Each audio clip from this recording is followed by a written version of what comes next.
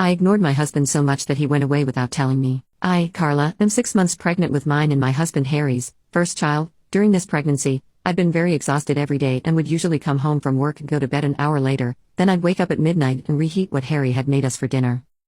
For context, I've been part of a huge work project that's been going on for months, and I've been extremely overworked. On top of this, my husband doesn't have a job at this moment, and isn't looking for one unless I remind him. I've been working overtime to get as much money as I can before maternity leave. Our anniversary was on the 6th of August and I'd asked him if we could have a romantic dinner at home and then snuggle up to watch TV under a warm blanket. I thought it was a wonderful idea since I was too tired to go out and because I knew that Harry was doing most, if not all, of the household chores. However, he seemed a little annoyed when he agreed, but I thought nothing of it. The next morning, Harry seemed quite cold towards me and barely looked me in the eyes. Once I got home from work, he wasn't there, but that was normal since he could have been out with friends or at an interview, and so I went to sleep. I woke up at 11 that night to see that I was still alone in the house, so I checked my phone. I had about 8 missed calls from Harry and a long text.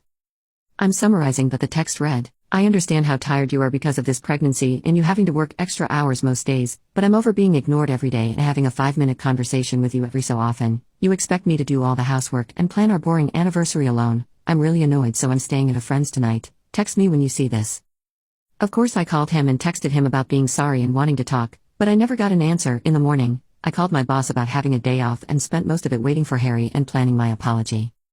However, when he came home, he silently handed me a rose and a card saying that he loves me but needs a few days away from me to figure out what he's going to say or do. Then, those days became a week. This part happened on the 13th. 8 days later, I messaged him every day and he would constantly say that he needed one more day, or just another night at his friend's to figure this all out. But on the 13th, I decided to go to the friend's home he was staying at to confront him.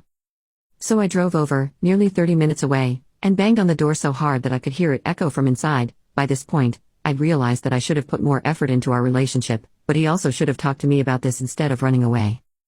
Harry's friend came to the door and was confused but pleased to see me. He seemed a little on edge as I talked to him. He had to break the silence every so often with comments about my pregnancy and how he couldn't wait to meet the baby. Finally, we stopped talking and I practically demanded to see Harry, saying that I wanted to apologize but also explain how childish he was being by hiding from me.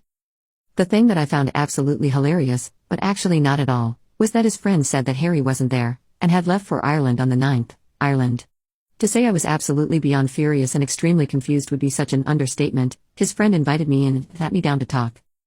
Turns out that Harry had told his friend of our problems and had come up with the solution of going on a holiday as a couple to sort everything out and learn to love each other again, in Harry's words. So, of course, his friend thought that this was a lovely idea and helped him to book the flight on the evening of the 5th, the first time he had stayed at his friend's house. Since it was a last-minute booking, Harry's friend had stayed up with him for quite a while before they found a flight who was taking a few more passengers due to cancelled tickets.